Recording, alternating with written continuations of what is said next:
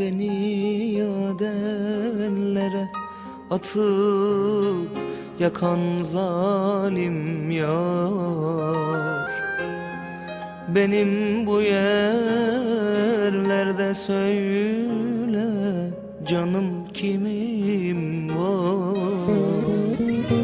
Gün geçer yıl biter, sen neden geri dönmezsin?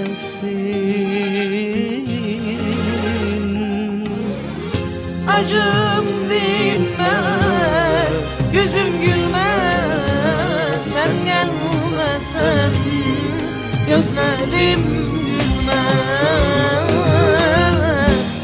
Kahrolsunlar hayranlar, beni böyle böyle ağlatanlar vay. Kahrolsunlar hayranlar, beni böyle ağlatanlar vay.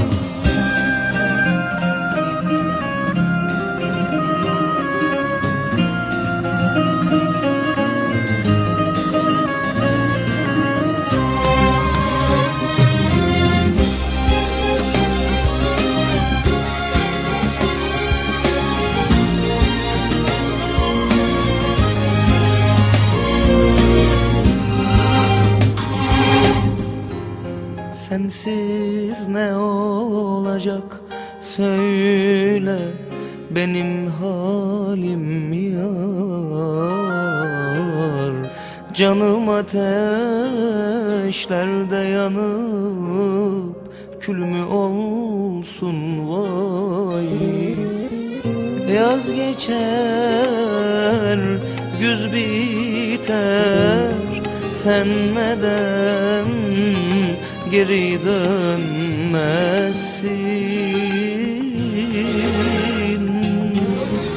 Acım dinmez, yüzüm gülmez, sen gelmesen gözlerim gülmez.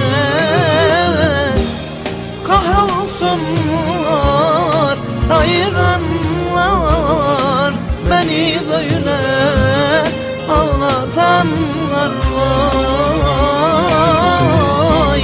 Kahrolsunlar hayranlar, beni böyle ağlatanlar